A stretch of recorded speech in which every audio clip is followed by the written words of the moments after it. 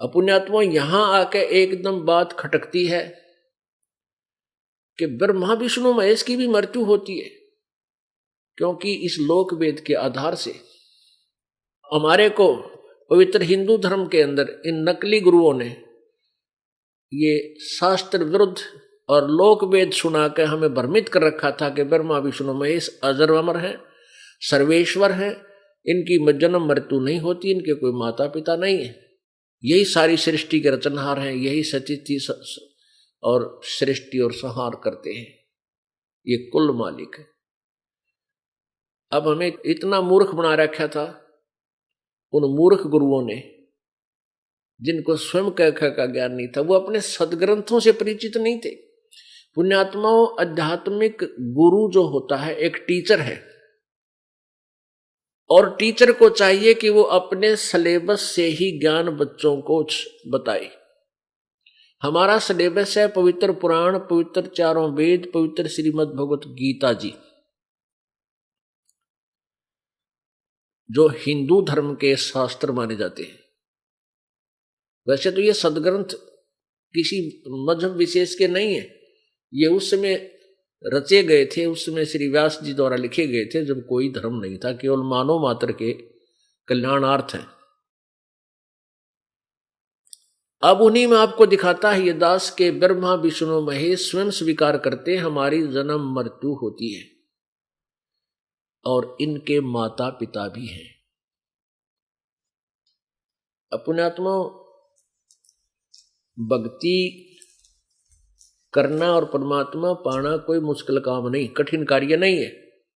कठिन है ये समझ माना कि भगवान है कौन और वो कैसे मिल सकता है, उसका प्रॉपर वे कौन सा है पाने का, उसकी विधि कौन सी है, फिर तो दिखता को नहीं, कोई समस्या नहीं रहती। फिर तो वही क्लियर किया जाएगा, वही कंसेप्ट क्लियर किया जा रहा है आपके समक्ष कि कौन सा भगवान है और कैसे वो पावेगा।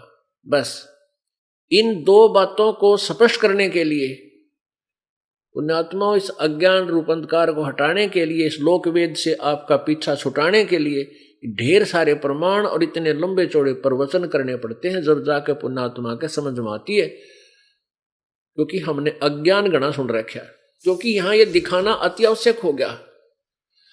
क्योंकि दास ने कहा कि ब्रह्मा विष्णु महेश नासवान है, और जो भोली आत्मा उस अज्ञान के आधार से इनको सर्वेश्वर महेश्वर मृत्युंजय कालज्य माने बैठी है, उनको एकदम धक्का सा लगेगा, क्योंकि उन्होंने उस अज्ञान को सत्य मान रखा है। इसलिए ये सदग्रंथ दिखाना, आपके सामने रूबरू करना अति आवश्यक हो जाता है। कृपा देखिए श्रीमद् देवी भागवत, ये गीता प्रेस गोरखपुर से प्रकाशित है। इसके 123 पृष्ठ पर आपको दिखाते हैं। संपादक हनुमान प्रसाद पोदार, चमन लाल गोस्वामी। और ये कहाँ से प्रकाशित है? प्रकाशक एवं मुद्रक हैं गीता प्रेस गोरखपुर, गोविंद भवन कार्यालय, कोलकाता का संस्थान। और इसके 123 पृष्ठ पे आप देखिए,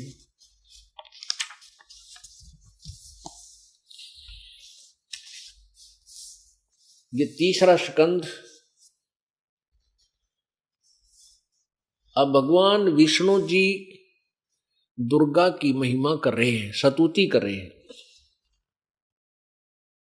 तुम शुद्ध स्वरूपा हो, यह संसार तुम्ही से उद्भासित हो रहा है। विष्णु जी कह रहे हैं, मैं ब्रह्मा और शंकर हम सभी तुम्हारी कृपा से विद्यमान हैं। हमारा आविर्भाव माने जन्म, और तिरोभाव माने मृत्यु हुआ करता है। हमारा तो जन्म और मृत्यु होता है। केवल तुम ही नित्य हो, जगत जननी हो, प्रकृति और सनातनी देवी हो। अब भगवान शंकर क्या कहते हैं? भगवान शंकर बोले, देवी यदि महाभाग विष्णु तुम्ही से प्रकट हुए, यानी तुम्हारे से उत्पन्न हुए हैं, तेरे बेटे हैं, तो उनके बाद उत्पन्न होने वाले ब्रह्मा भी तुम्हारे ही बालक हुए। अब सिद्ध हो रहा है कि दुर्गा इनकी मां है, और फिर मैं तमोगुणी लीला करने वाला शंकर क्या तुम्हारी संतान नहीं हुआ? अर्थात मुझे भी उत्पन्न करने वाली तुम ही हो शिवे। संपूर्ण संसार की सृष्टि करने में तुम बड़ी चतुर हो।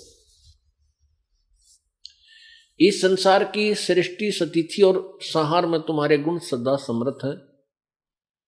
उन्हीं तीनों गुणों से उत्पन्न हम यानी ब्रह्मा विष्णु एवं शंकर नियमानुसार कार्य में तत्पर रहते। इससे तीन कंसेप्ट क्लियर हुए, तीन बातें स्पष्ट होगी। नंबर 1, ब्रह्मा विष्णु महेश नासवान है, इनकी जन्म मृत्यु होती है। नंबर 2, दुर्गा इनकी माता है, इससे इनका जन्म हुआ है। और तीसरी ये हुई कि रजगुण ब्रह्मा है, सतगुण विष्णु, तपगुण शिव जी।